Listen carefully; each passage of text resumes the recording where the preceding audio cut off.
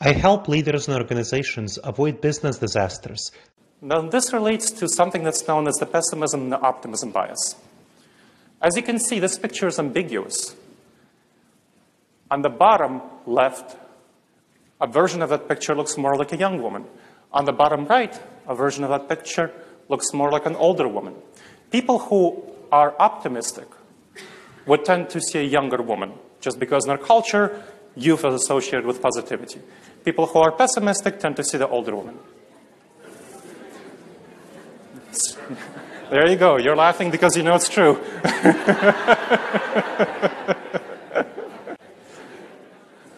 This was actually a big problem for my wife and I, so it mentioned that her influence on me. When we co-founded a nonprofit together in 2014 to popularize the research on decision-making, this was a big problem because we had a lot of conflicts, we had a lot of tensions, we had a lot of fights.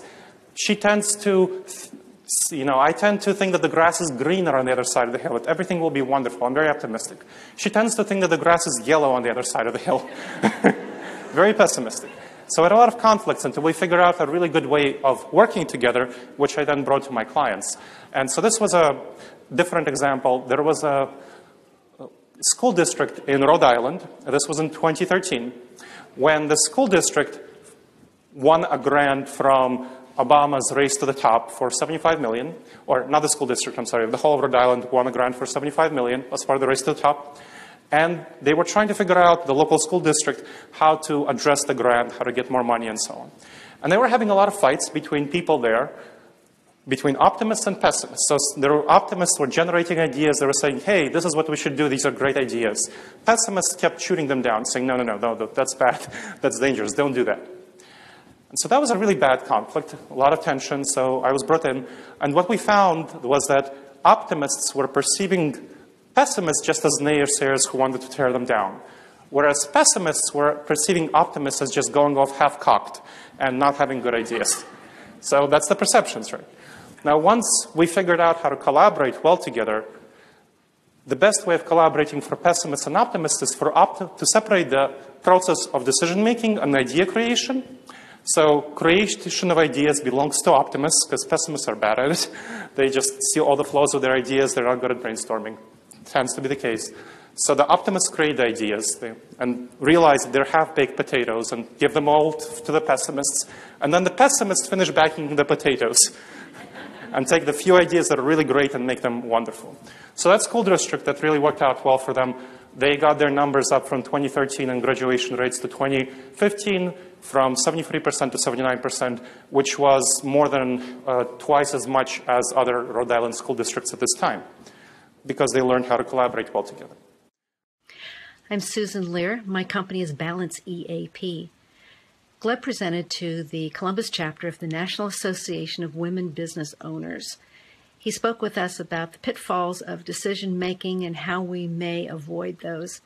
His presentation was interactive and also relevant to the varying sizes of businesses that were represented, whether the solopreneur, the micro-business owner, or the larger business owner.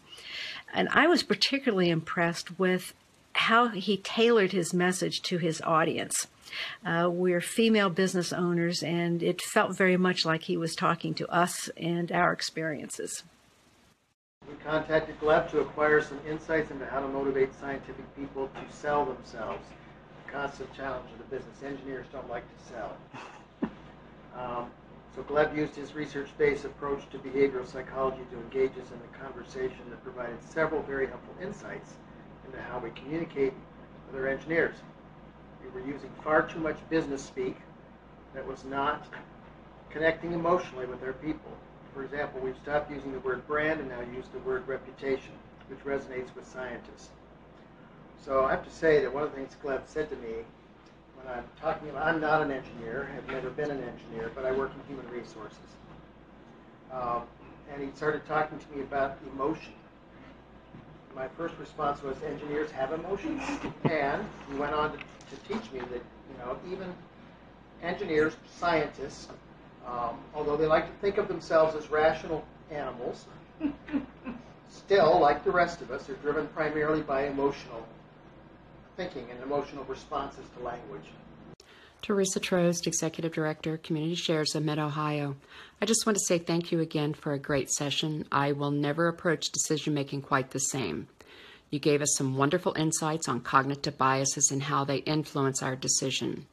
I plan to use your pre-mortem with our staff and with our board, and to continue the research into cognitive biases.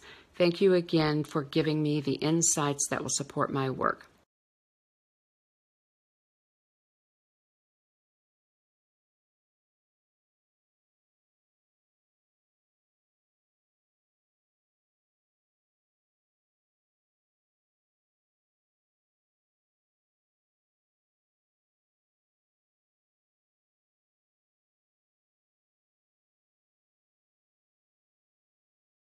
Ohio State University psychologist Gleb Tsipursky's not buying it. And this is clearly a big PR stunt. It's not really an effective strategy to address discrimination. The company announced it plans to show videos of company executives and hip-hop star Common. Helping people see each other fully, completely, respectfully. And to revisit the history of racial discrimination in the United States. Tsipursky says it's an approach that's not likely to have a lasting impact. He says we are all tribal beings and discrimination is natural. You need to talk about this as a common problem that all human beings experience, not something to be blameworthy or shame. This is a common problem. We all experience it. The company says the trainings will let employees share life experiences, and they'll be encouraged to open up about their implicit biases and stereotypes. How do you define bias? Professor Tsipursky says employees will need to be convinced that this is about more than company PR. There needs to be a culture created where employees really buy into this idea.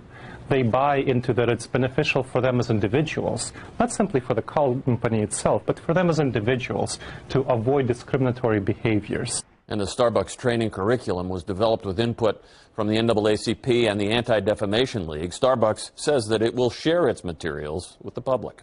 Local for you, Ted Hart, NBC4.